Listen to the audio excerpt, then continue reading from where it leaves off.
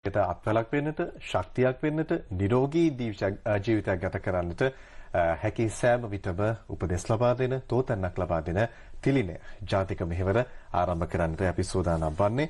අද දවසේදී දැන් අද මාර්තු 28 වෙනිදා අප්‍රේල් 1 වෙනිදා එනවා. උත්සව සමය ළඟ එනවා. තව දවස් 17යි සිංහල හා දෙමළ අලුත් අවුරුද්දට කාර්යබහුල කාල සීමාවක් අපි ගත කරන්නේ. විශේෂයෙන්ම කඩවල් වල බොහොමයක් පිරිස අපි වැඩි සිටින සති දෙකක් මේ අතර වාරේ අපි සෞඛ්‍ය ගැන හිතන්නත් ඕනේ කියලා අපිට හිතුණා. විශේෂයෙන්ම තරුණ ප්‍රජාව ඇතුළුව බොහොමයක් පාර්ශව සමාජයේ ඇබ්බැහි වෙලා තිබෙන කාරණයක් තමයි දුම්වැටි කියන්නේ. ඉතින් දුම්වැටි කියන කාරණේත් එක්ක සෞඛ්‍ය සම්පන්න ජීවිතයකට ගැටලු මතුවෙනවායි කියන තත්වයක් නිතැතින්ම අපිට මතක් වෙනවා. එතකොට දුම්වැටි අවම කරන්න නම් රටක් විදිහට අපි එකතු වෙන්න ඕනේ. අවම කිරීම පිටුපස තිබෙන්නේ සෞඛ්‍යමත් සමාජයක්. ඉතින් අද දවසේ අපේ සම්පත්දාරියා විදිහට සම්බන්ධ කරගත්තා මධ්‍යසාර සහ මත්ද්‍රව්‍ය තොරතුරු මධ්‍යස්ථානයේ ව්‍යාපෘති නිලධාරී රුචිර මදුෂාන්. රුචිර ඔබට ආයුබෝවන්. ආයුබෝවන්. අපි ගෞරවයෙන් පිළිගන්නවා ජාතික මෙහෙවර මැදිරියට. අද දවසේදී මධ්‍යසාර සහ මත්ද්‍රව්‍ය තොරතුරු මධ්‍යස්ථානයෙන් තමා ඔහු පැමිණෙන්නේ. නමුත් අපි ප්‍රමුඛතාව ලබා දෙනවා සිගරට් පිළිබඳව නැත්නම් දුම්වැටි පිළිබඳව. අපි රුචිර අපි මෙතනින් පටන් ගමු. මධ්‍යසාර සහ මත්ද්‍රව්‍ය තොරතුරු මධ්‍යස්ථානය කියන්නේ මොකක්ද? මොනවද සපයන සේවාවන්? ඔව් අතරම මුලින්ම කියන කැමති ඇඩික් ආයතනය. එහෙම නැත්නම් මධ්‍යසාර හා මත්ද්‍රව්‍ය තොරතුරු මධ්‍යස්ථානය ආරම්භ වෙන්නේ 1989 කාලවකවානුව තුන. ඒ කියන්නේ මෑත දශක 3කට අධික කාලයකට එහා ලංකාවේ විශාල ගැටලුවක් වෙලා තියෙන දුම්වැටි නැත්නම් මධ්‍යසාර භාවිතය අවම කරන්න ඒ භාවිතය අවම කරන්න ප්‍රජාව බල ගන්නවන්න සහ ප්‍රතිපත්ති සම්පාදනය වෙනුවෙන් ඒ අවශ්‍ය කරුණු විද්‍යාත්මක ක්‍රමවේදයන් ඔස්සේ ලබා දෙන ස්ථානයක් විදිහට තමයි ඇඩික් ආයතනය ආරම්භ වෙන්නේ. ඉතින් මේ වෙනකොට ලංකාවේ රාජ්‍ය ආයතන, රාජ්‍ය නොවන ආයතන, සිවිල් සංවිධාන, එතකොට තරුණ සංවිධාන විශාල සංඛ්‍යාවකට තාක්ෂණික සහාය ලබා දෙන ආයතනයක් විදිහට තමයි දැනට ඇඩික් එක පවතින්නේ. පැහැදිලි. ඒ තමයි ක්‍රියාවලිය. දැන් මාර්තු 28 වෙනිදා අද දවස 29 30 මේ ආදි වශයෙන් දැන් 31 අප්‍රේල් 1 වෙනිදාට එනවා. අප්‍රේල් 1 වෙනිදා කියන දවස අපි ගත්තාම විවිධාකාරයේ පුරවකතන විවිධාකාරයේ නිර්වචන ඒ සඳහා තිබෙනවා. ජාත්‍යන්තර වශයෙන් ගත්තාමත් අපි සුබ උපන්දිනයක් කියලා බොහොමයක් පිරිසට කියන අපි සමාජයේ පවතිනවා මෝඩයින්ගේ දින කියන කාරණේ අපේ භාෂාවෙන් තේරෙන විදිහට කියනවා නම් එහෙමයි. මම හිතන්නේ ඔබට පණිවිඩයක් දෙන්න තිබෙනවා මේ අප්‍රේල් 1 වෙනිදා සහ මේ දුම්වැටි පිළිබඳව සම්බන්ධ කරගෙන වෙන. මොකක්ද මේ පණිවිඩය? ඔව් ඔබ ලබාගත් ආරම්භය අතරම හොඳයි මේ මෝඩයාගේ දවස අප්‍රේල් 1 වෙනිදා කියන එක. ඒ කියන්නේ දැන් සමාජ විවහාරයේ තියෙනවා කවුරුන් හෝ රැවටීමකට ලක් වෙනවා නම් කවුරුන් හෝ බොරුවකට මිත්‍යාවකට හසු වෙනවා නම් අපි ඔහුට සුබ උපන්දිනයක් කියලා සුබ පතනවා. ඉතින් අපි මේ උත්සාහ කරන්නේ දුම්කොළ සමාගම නැත්නම් දුම්කොළ සමාගම විවිධ උපක්‍රම යොදලා ලංකාවේ පුද්ගලයන් රැවටීමකට ලක් කරලා තියෙනවා දුම්වැටි භාවිතය වෙනුවෙන්. ඉතින් ඒ අය භාවිතය නිදහස් කරව ගන්න මුලින්ම කියනෝනේ මේක කාටවත් කිසිම කෙනෙකුට උපහාසයකට අපහාසයකට නොවේ. දුම්වැටි භාවිතය අවම කරන අරමුණෙන් තමයි අපි මේ පණිවිඩය ගෙනියන්නේ. තවමත් සිගරට් බොන කිහිප දෙනාට සුබ උපන්දිනයක් කියලා. මොකද මේකට හේතුව තමයි දැනට ලංකාවේ දවසකට සිගරට් භාවිතා කරන මුදල් ප්‍රමාණය වියදම් කරන මුදල් ප්‍රමාණය රුපියල් කෝටි 52ක්. ඉතින් දවසකට මෙච්චර විශාල මුදලක් වැය කරලා භාවිතා කරන පුද්ගලයන්ට මොනවද ලැබිලා තියෙන්නේ? ලැබිලා තියෙන්නේ ඔවුන්ගේ සතුට සීමාවින්. ඒ කියන්නේ දවසකට සාමාන්‍ය ජීවිතේ කර ඉන්න කිසිම දෙයක්වත් කරගන්න බැරි වෙන තරමටම හිර වෙලා කොටු වෙලා තමයි දුම්වැටි භාවිතා කරන පුද්ගලයන් ඉන්නේ. ඒකට මම උදාහරණයක් කිව්වොත් සමහරක් පුද්ගලයන්ට අවශ්‍ය වෙනවා තේ එකක් බිව්වට පස්සේ සිගරට් එකක්. නැත්තම් කෑවට පස්සේ සිගරට් එකක්. ට්‍රිප් එකක් ගියාට පස්සේ සිගරට් එකක් ඕන වෙනවා. එතකොට සාමාන්‍ය ජීවිතයේ සතුටු හිතෙන අවස්ථාවන්වත් කරගන්න බැරි තරමටම වුන් හිර වෙලා කොටු වෙලා ඉන්නවා. ඉතින් ඒකට මේ දුම්කොළ සමාගම විශාල උපක්‍රම යොදලා තියෙනවා මේ වෙනුවෙන් පුද්ගලයන් හසු කරගන්න. ඒ හසු කර ගැනීම වෙනුවෙන් ඒකට හසු වීම වෙච්ච පුද්ගලයන්ට තමයි අපි සුබ පතන්නේ. මොකද කිසිදු වාසියක් නැති නිෂ්පාදනයක් තමන්ගේ ජීවිතයේ සතුටක් නිදහසක් සීමා කරගෙන භාවිතා කරන එකම ඇත්තටම මෝඩ වැඩක්. ඉතින් ඒ අයට තමයි අපි අප්‍රේල් 1 වෙනිදාට සුබ පතන්නේ තවමත් සිගරට් බොන කීප දෙනාට සුබ උපන්දිනයක් කියලා. මේක අනුවන ක්‍රියාවක්, මේක මෝඩයින්ගේ ක්‍රියාවක්. ඒ මත පදනම් කරගෙන තමයි මේ අප්‍රේල් 1 වෙනිදාට සුබ උපන්දිනයක් කියලා ඔබ සඳහන් කරන්නේ දුම්බැටි භාවිත කරන කට්ටියට. දැන් දුම්බැටි යුරෝපීය රටවල් ගත්තාම, බටහිර රටවල් ගත්තාම බොහොමයක් දෙනා භාවිත කරනවා. මේ දුම්බැටි කියන්නේ ඇත්තටම හොඳ නැති දෙයක් කියන කාරණය ඔබ සඳහන් කරන්නේ අධික භාවිතය තුලද නැත්නම් හේතුවක් තිබෙනවද මේ දුම්බැටි ලෝකයේ තිබෙන්න? දුම්බැටි කියන දෙයක් නිෂ්පාදනය වුණේ යම් හේතුවක් හින්දා. එය සහ ශ්‍රී ලංකාවේ භාවිතය අතර සම්බන්ධය කුමක්ද? එය වර්ධවා වටහාගෙන මේ තියෙන්නේ.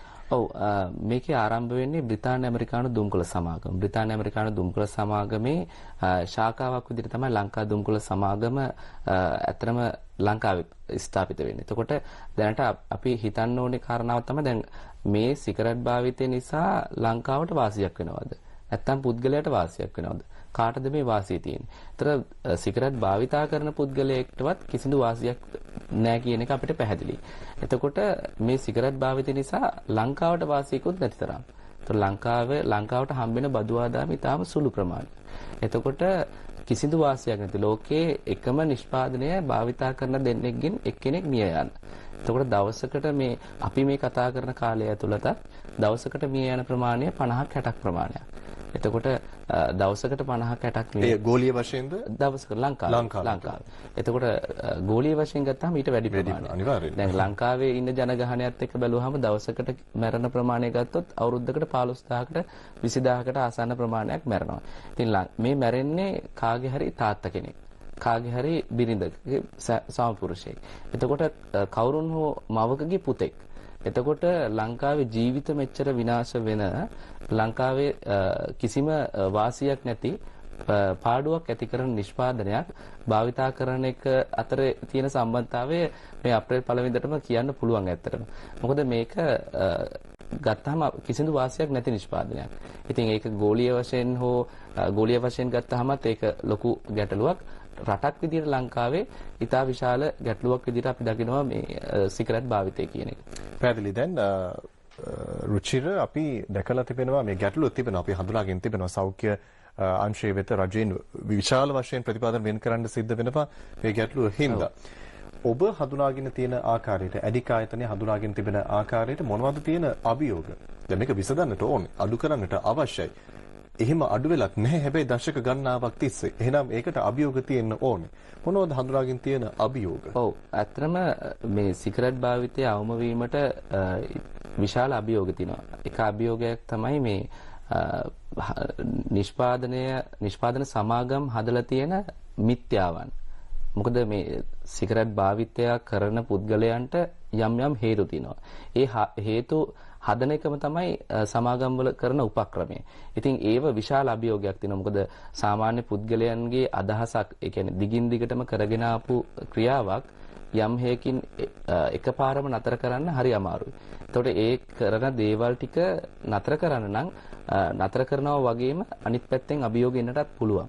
මේකෙදි අපි දකිනවා දැන් සාමාන්‍ය මිනිස්සෙගේ සිතිවිල්ල වෙනස් කරන්න ලොකු අභියෝගයක් තියෙනවා. මොකද බලපෑම් වෙන ප්‍රමාණය වැඩි. එකක් තමයි දැන් කෙනෙකුට සිගරට් භාවිතා කරන එක නතර කරගන්න ඕනේ. එයාට ලොකු උනන්දුවක් තියෙනවා. නමුත් සමාජයේ සිගරට් භාවිතා කරන එක නතර කරන කෙනාට කොපමණ මොටිවේෂන් එකක්, දිරිගැන්වීමක් තියනවද කියන එක ලොකු අභියෝගයක්. මොකද තවත් අය කියනවා ඕක භාවිතය නතර කරාට කිසි වාසියක් නැහැ. ඕක දිගටම භාවිතා කරගෙන ඉන්න. අන්න ඒ වගේ ලොකු අභියෝග තියෙනවා සමාජ මතේ. හැබැයි කියන්න ඕන කාරණාව තමයි දැනට භාවිතා කරන ප්‍රමාණය ලංකාවේ ගොඩක් අඩුයි. මොකද අපිට පේන්නේ භාවිතා නොකරන පුද්ගලයන් විශාල වශයෙන්. දැනට තරුණ ප්‍රජාව සහ මේ ඒක තේරුම් අරගෙනම තමයි ඇත්තටම භාවිතය නතර කරලා තියෙන්නේ. භාවිතයෙන් නිදහස් වෙලා තියෙන්නේ. පැහැදිලි. දැන් දුම්බැටි අපි මෙහෙම පණිවිඩයක් ලබා දීමට උත්සාහ කරන්නේ. අපි දුම්බැටි තුරන් කළ යුතුයි, දුම්බැටි භාවිතය අවම කළ යුතුයි. මේ දේවල් අපි ඔබ වෙත ගෙන එන්නේ සෞඛ්‍ය සම්පන්න සමාජයක් නිර්මාණය කිරීම සඳහාම තමයි. මේ දුම්බැටි භාවිත කරන පුද්ගලයන්ගේ අනුවන බව මැනීමට පෙර අපි දැක තිබෙනවා බොහෝ තරාතිරම අනුව. ඒ කියන්නේ සමාජයේ විවිධ ස්ථරවල මේ දුම්බැටි භාවිත කරනවා.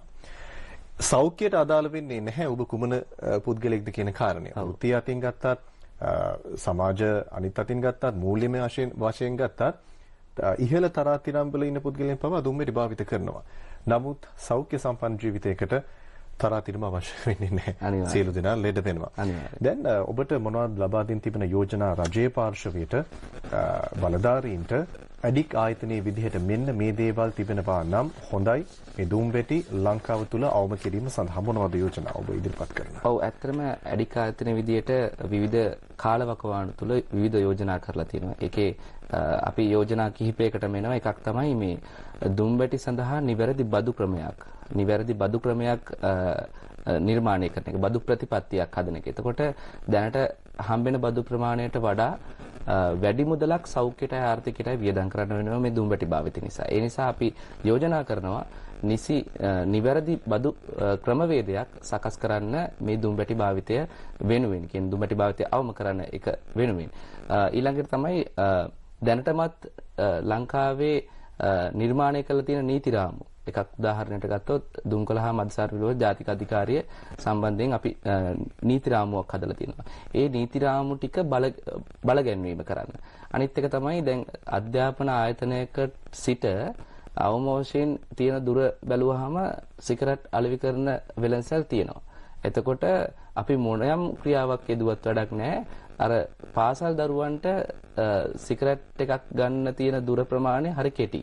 ඒ නිසා මේ ක්‍රමවේදය තුළ පාසල් අවට අධ්‍යාපන ආයතන අවට දුම්බැටි අලෙවි කරන වෙළඳසැල් අවම කිරීම අපි බලාපොරොත්තු වෙනවා. ඒ වගේම තමයි විශේෂ කාරණාවක් තියෙනවා. දැන් අලෙවි කරනවා එක් සිගරට්, තනි සිගරට්ටු. මේ අපි යෝජනා කරනවා තනි සිගරට්ටුව නැතුව සිගරට් කිහිපයක පැකට්ටුවක් විදිහට අලෙවි කරන්න. තනි සිගරට්ටුව ගන්න එක සාමාන්‍ය පුද්ගලයෙක්ට උනත් ගත හැකි එකක්. ඉතින් අපි යෝජනා කරනවා මේ තනි සිගරට්ටුව අලෙවි කරන එක අවම කරන එක. ඊළඟට තමයි මේ රටේ ගත්තාම පොදු ස්ථාන දුම්බැටි භාවිතයෙන් නිදහස් කලාප බවට පත් කරන එකට. ඒකට ගත හැකි ක්‍රියාමාර්ග අපි ආයතනයක් විදිහට අඩික් ආයතනෙත් අවශ්‍ය සහයෝගය අපි දෙන්න සූදානම් ඕනෑම වෙලාවක. ඉතින් පොදු ස්ථාන දුම්බැටි භාවිතයෙන් නිදහස් කලාප විදිහට පත් කරන්න අපි යෝජනා කරනවා. අනිත් එක තමයි සියලු දැන් ක්‍රියාත්මක වෙන්නේ නැද්ද? මම හිතන්නේ අපිට මතක විදිහට 2015 වර්ෂයෙන් පසුව පොදු ස්ථානවල දුම්බැටි භාවිතය කිරීම තහනම් කරා. ඔව් රටේ විවිධ ස්ථාන අතර මේක ක්‍රියාත්මක වුණා. මේ ක්‍රියාත්මක වීම අත්‍යවශ්‍යයි. මේක පසු විපරම් ක්‍රියාවලියක්. මේක වෙනවද නැද්ද මේක කොහොමද වෙන්නේ කියන එක බැලීමට අත්‍යවශ්‍ය කාරණාවක්. ඊළඟ එක තමයි මද්ද්‍රව්‍ය නිවාරණය සම්බන්ධයෙන් ප්‍රජාව දැනුවත් කරන පාසල් සිසුන් දැනුවත් කරන ජාතික වැඩපිළිවෙලක් ක්‍රියාත්මක කරන්න අපි යෝජනා කරනවා. අධ්‍යාපනික වශයෙන් හෝ ජාතික වැඩපිළිවෙලක් සියලු ආයතන ඒකාබද්ධව මේ ජාතික වැඩපිළිවෙලට අඩික් ආයතන විදිහට අපි ඕනෑම වෙලාවක සහයෝගය දෙන්න සූදානම්ව සිටිනවා. හොඳයි රුචිර මහතා අපි ඒ තවදුරටත් කතා කර යුතුයි. දුම්බැටියේ තරම දුම්බැටියේ බලපෑම් ගැන තමයි අද ජාතික මෙහෙවරෙන් අපි කතා කරන්නේ. කෙටි විරාමයකට ගිහින් නැවතත් හමු වෙමු. නැවතත් ජාතික මෙහෙවර සමගින් රටට පිළිලයක් වෙලා තිබෙන දෙයක් ගැන තමයි අපි අද දවසේදී මාතෘකා කරගත්තේ. ඒ තමයි දුම්බැටි හින්දා සෞඛ්‍යාංශ කොපමණ සෞඛ්‍යාංශවල බලපෑම් වෙලා තිබෙනවද? ජන ජීවිතයට කොපමණ බලපෑම් වෙලා තිබෙනවද? කී දෙනෙක් මැරෙනවද? කී දෙනෙක් දුක් විඳිනවද? රජය කොච්චර දුක් විඳිනවද මේ හින්දා? මේ ගැන තමයි අපි කතා කර ඉන්නේ. මද්යසාර සහ මද්ද්‍රව්‍ය තොරතුරු මධ්‍යස්ථානයේ ව්‍යාපෘති නිලධාරී රුචිර මදුෂාන් මහතා අප සමගින් සිටිනවා. රුචිර මහතා දැන් ඔබ අප්‍රේල් 1 වෙනිදා ගැන අපි කතා කරා. අප්‍රේල් 1 වෙනිදාට සංවිධානය කරලා තිබෙනවා මම හිතන්නේ අඩික් ආයතනයේ විසින් යම්කිසි කටයුතු කිහිපයක්. ඒ ගැන මතක් කරගන්න අවස්ථාව දැන්. ඔව් ඇත්තටම අඩික් ආයතනයේ විදියට වසර කිහිපයක තිස්සේ මේ වැඩසටහන් ක්‍රියාවලිය අරගෙන යනවා. ඉතින් මේ අවුරුද්දෙත් අපි ඒ ආකාරයෙන්ම අප්‍රේල් 1 වෙනිදා තවමත් සිගරට් බොන කිහිප දෙනාට කියන පණිවිඩය අරගෙන යන්න පුළුවන් ක්‍රමවේද ගොඩාක් අපි අරගෙන තියෙනවා. එකක් තමයි ලංකාවේ දිස්ත්‍රික්ක 25ම ආවරණය වෙන විදිහට රාජ්‍ය ආයතන, රාජ්‍ය නොවන ආයතන, සංවිධාන, ප්‍රජා කණ්ඩායම්, සිවිල් සංවිධාන මේ හැම එකක් එක්ක මේ පණිවිඩය අරගෙන යන්න බෙදා ගන්න සහ තාක්ෂණික සහාය ලබා දෙන්න සහ ආධාරක ලබා දෙන්න අපි සියලු කටයුතු සූදානම් කරලා තිනවා. ඒ වගේම තමයි මේ තවමත් සිගරට් බොන කිහිප දෙනාට සුබ උපන් දිනයක් කියන පණිවිඩය විවිධ නගරවල ප්‍රදර්ශනය කරමින් ප්‍රජාව දැනුවත් කරන්න මේ පිළිබඳව පත්‍රිකා කිහිපයක් වෙනවා ඔබ අතීතක අපි ප්‍රදර්ශනය කරමු. මෙන්න මේ පත්‍රිකාව අපි මෙන්න මේ පණිවිඩ තමයි අපි ඔබ පැහැදිලි කරන්න. ඔව් මේ පණිවිඩය තමයි අපි අරගෙන යන්නේ. ඉතින් මේ තවමත් සිගරට් බොන කීප දෙනාට සුබ උපන්දිනයක් කියන පණිවිඩය විවිධ නගරවල ප්‍රධාන නගරවල ප්‍රදර්ශනය කරලා මේ පණිවිඩයම ඇති සිගරට් භාවිතයෙන් නිදහස් වෙන්න තවත් පුද්ගලයෙක්. ඉතින් අපි බලාපොරොත්තු වෙන කාරණාව තමයි මේ ජාතික මෙහෙවරට ජාතික වැඩසටහනට ආයතනයක් විදිහට ඔබ ආයතනයත් ඇත්තටම අවස්ථාව ලබා දීම ගැන ස්තුතිවන්ත වෙනවා. ඒ වගේම තමයි මේ පණිවිඩය ඔස්සේ පුද්ගලයන් විවිධාකාරයේ දැනුවත් වෙලා අපි බලාපොරොත්තු වෙනවා ඒ පුද්ගලයන් ලබන අවුරුද්දේ ඔහුට සුබ පැතීම ලක් නොකරන තරමට මේ අවුරුද්දේ භාවිතයෙන් නිදහස් වෙන එක තමයි අපේ බලාපොරොත්තුව. ඉතින් සිගරට් භාවිතයට යොමු වෙන්න ඉන්න ළමයෙක් හෝ තරුණයෙක් පුද්ගලයෙක් ඉන්නව නම් ඒ භාවිතයට යොමු වෙන එක කොච්චර මෝඩ ක්‍රියාවක්ද කියන එක අනුවන ක්‍රියාවක්ද කියන එක පැහැදිලි කරන්න සහ පැහැදිලි කරගන්න හොඳම අවස්ථාව මේ අප්‍රේල් 1 වෙනිදා තවමත් සිගරට් බොන කීප දෙනාට සුබ උපන්දිනයක් කියන පණිවිඩය. පැහැදිලි ඔබගේ ප්‍රයත්නය සාර්ථක වේවා කියන කාරණේ තමයි අපගේ ප්‍රාර්ථනය. අපිත් ඒට සහයෝගය ලබා දෙනවා මේ ආකාරයෙන් වැඩසටහන් සහ තවත් ඉදිරියේදී. දැන් රුචිර මහතා මේ සියලු දේවල් අපි වැඩසටහන් සංවිධානය කරන්නේ අප්‍රේල් 1 වෙනිදා වෙන්න පුළුවන්, ඉන් පසුව වෙන්න පුළුවන්, අවුරුද්දේ වෙනත් දවසක වෙන්න පුළුවන්. වැඩමුළු මේ සියලු දේවල් සංවිධානය කරන්නේ මේ දේවල් අවම කරන්න. දුම්බෙටි භාවිතය අවම කරන්න. දුම්බෙටි භාවිතය අවම නොවූ රටක කොපමණ ආකාරයකට ව්‍යසනයක් වෙලාද තියෙනවා කියලා අපිට දැනගන්නට පුළුවන් සංඛ්‍යා දත්ත වලින්. අපිට කියන්න සංඛ්‍යා දත්ත දැන් කී දෙනෙක් මේ බලපෑමට ලක් වෙලා තිබෙනවද? ලංකාවේ මේ වෙන තත්ත්ව ඉලක්කම් විදිහට කිව්වහම අපිට තේරෙයි. ඔව්. අනිවාර්යයෙන්ම ඒක හොඳම පැහැදිලි කිරීමක් ඉලක්කම් දත්ත වශයෙන් මේක මේ පුද්ගලයන්ට පැහැදිලි කරගන්න. දැනට ලංකාවේ මම පෙර සඳහන් කරා වගේ දවසකට රුපියල් කෝටි 52ක ඒක ඉතා විශාල මුදලක්. ඒ විශාල මුදලක සිගරට් භාවිතා කරනවා දවසකට පුද්ගලයන්. මේ පුද්ගලයන් මෙච්චර ප්‍රමාණික නැවතත් ඒ සඳහන් කරන්න රුපියල් කෝටි 52ක රුපියල් කෝටි 52ක දවසකට රුපියල් කෝටි 52 සිගරට් භාවිතයට වියදම් කරනවා. ඒ වියදම් කරලා දවසකට මේ අපි කතා කරන වෙලාව ඇතුළත මරණ ප්‍රමාණය 50ක් 60ක්. තව ඒ ඍජු මරණ ප්‍රමාණය සහ වක්‍රව මරණ ප්‍රමාණය. ඒකත් එක්ක ගත්තාම ලෝකේ දැනට තියෙන මේ මරණ ප්‍රමාණය ගත්තොත් මේ මරණ ප්‍රමාණයට වඩා දෙගුණයක් දුම්කොළ සමාගම ඉලක්ක කරනවා ළමයින් තරුණයන්. ඒ විවිධාකාර විවිධ උපක්‍රම යොදලා. මොකද තවත් කෙනෙක් මැරෙනකොට ඒ මැරෙන කෙනා වෙනුවට තව කෙනෙක් එතනට යොමු කරවන්න ඕනේ. එයාගේ වෙළඳාම දීර්ඝකාලීනව කරගෙන යන්න නම්. ඉතින් තවත් දත්තයක් ගත්තොත් මෙච්චර මුදලක් වැය කරලා මේක ලංකාවේ රජයටද හම්බ වෙන්නේ. නැත්නම් මේක කොහෙටද යන්නේ? මේක අපි නොදන්න කාරණාවක්. මේකේ රජයට හම්බෙන ප්‍රමාණය ඉතා සුළු මුදලක් හම්බෙන. ඉතා දැන් බදු වශයෙන් ගත්තොත් 6ක වගේ බදු ප්‍රමාණයක් තමයි රජයට හම්බෙන්නේ. ඊටු ටික කොහෙටද යන්නේ? ඊටු ටික ලංකාවේ නෙවෙයි පවතින්නේ. ඒ මව් සමාගම් වලට තමයි මේක යන්නේ. ඉතින් බැලුවහම අපි තවමත් දියුණු වෙමින් පවතින රටක් වීමට විශාල වශයෙන් බලපානවා මේ දුම්බැටි භාවිතය සහ මේ අනිකුත් මද්ද්‍රව්‍ය මද්දසාර භාවිතය අනිකුත් මද්ද්‍රව්‍ය භාවිතය කියන කාරණාව. ඉතින් දත්ත ගත්තාම ওই කියන කාරණා ටික අපිට ගොඩාක් පැහැදිලි මේ දෙයක් තේරෙනවා. දවසකට 50ක 60ක් මැරෙනවා. රුපියල් කෝටි 52ක් වෙන් කරන්න සිද්ධ වෙනවා පාරිභෝගිකයින්ට දවසකට. ඉතින් මේම ඇතිය ප්‍රමාණවත් මේ ගැන දැනගන්නට මේ බලපෑම ගැන දැනගන්නට ඔබ සිතන ආකාරයට රුචිර මහතා ලංකාවේ නීති තවමත් ශක්තිමත් නැද්ද? නීතියේ රැහෙනට හසු වෙන්නේ නැද්ද? මේ සිගරට් භාවිතය පිළිබඳව නීති තිබෙනවද? ඒවා ශක්තිමත්ද? අපි ඒක ගැන කතා කරමු. ඔව් අනිවාර්යයෙන්. දැන් ලංකාවේ ලෝකයේ තියෙනවා FCTC කියලා නැත්නම් Framework Convention Tobacco Control කියන එකට. ඒකට රටක් විදිහට අපි මුලින්ම අත්සන් කරා. ලංකාවේ දුම්කොළ ලෝකයේ දුම්කොළ පාලනය වෙනුවෙන්. ඉතින් ඒකට රටක් විදිහට අත්සන් කරපු ලංකාවේ තමයි මේ වෙනකොට මේ සම්බන්ධව තියෙන නීති රාමු ගොඩාක් තියෙන්නේ. ඉතින් විශාල වශයෙන් නීති රාමු තිබ්බත් මේ වෙනුවෙන් ක්‍රියාත්මක වීම ගැන අපිට ගැටලුවක් තියෙනවා. ඉතින් අපි යෝජනා කරනවා මේ පවතින නීති සියලු නීති ශක්තිමත් කරන්න. ඒ ශක්තිමත් කිරීම මත රටේ දුම්වැටි භාවිතය අවම කරන්න පුළුවන් සහ සෞඛ්‍යමය ආර්ථිකමය දෙපැත්තෙන්ම රජයට සහ අපේ ලංකාවේ පුද්ගලයන්ට ලොකු වාසියක් ගෙන දෙනවා මේ දුම්වැටි භාවිතය අවම කිරීම කියන කාරණාව. පැහැදිලි. තව සංඛ්‍යා දත්ත ටිකක් මම එකතු කිරීමට කැමතියි ඔබගේ දත්ත වලටම. ලංකාවේ දල වශයෙන් ගත්තාම 3.2ක් සමවන මිලියන 3.2ක් වයස අවුරුදු 15 ඉක්ම වූ පිරිස දුම්බැටි භාවිත කරනවා. ඉතින් තවදුරටත් ගත්තාම ඒ අතරින් 36.6ක් ඍජුවම ටොබැකෝ ඒ කියන්නේ අපි ටොබැකෝ වලට කියනවා දුම්කොළ ආශ්‍රිත නිෂ්පාදන භාවිතයට ගන්නවා. ඉතින් මෙහෙම ප්‍රමාණවත් දුම්බැටි වල බලපෑම් පිළිබඳව අපිට අවබෝධ කරගන්නට අපි දැනගමු. දැන් අප්‍රේල් 1 වෙනිදා විතරක් නෙමේ සමස්තයක් විදියට වසරක් ගත්තාම කොහොමද ඉදිරියේදී සංවිධාන කටයුතු එඩික් ආයතනේ? ඔව් අනිවාර්යයෙන්ම අපි එඩික් ආයතනයක් විදියට මේ එක් වැඩසටහනක් විතරයි. අපිට අවශ්‍ය කරන ඕනෑම මත්ද්‍රව්‍ය නිවාරණය වෙනුවෙන් ඵලදායී නිවාරණය වෙනුවෙන් අපි කරන වැඩසටහන් දීර්ඝකාලීන වැඩපිළිවෙලකට තමයි යන්නේ. මොකද එක් වැඩසටහනක් එක් දවසකට කිව්ව කියලා මේ පණිවිඩය සමාජගත වෙන්නේ නැහැ.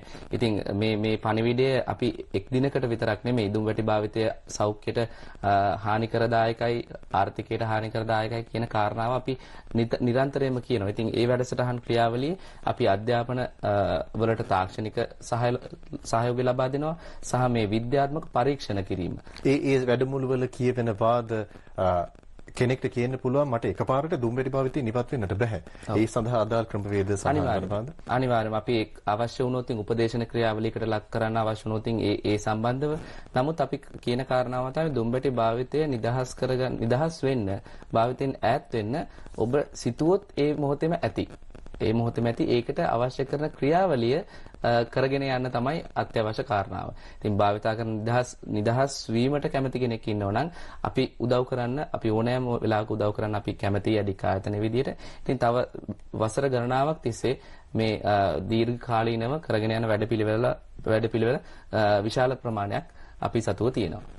පැහැදිලි. අපි සමග පළමු භාගයේදී අද දවසේ ජාතික මෙහෙවර සමග සම්බන්ධ වුණේ මධ්‍යසාර සහ මත්ද්‍රව්‍ය තොරතුරු මධ්‍යස්ථානයේ ව්‍යාපෘති නිලධාරී රුචිර මදුෂාන් මහතා. රුචිර මහතා ඔබට බෙහෙවින් ස්තුතියි සම්බන්ධ වීම ගැන. ඔබගේ ඉදිරියේදී සංවිධානය කර තිබෙන සියලු කටයුතු සාර්ථක වේවා. ඒ සාර්ථකත්වය තුළ සමාජයේ යහපැවැත්මටමයි කටයුත්තක් සිද්ධ වෙන්නේ. ඉතින් ඒ සුභාශිංසනය කරනවා අපි කෙටි විරාමයකින් නැවත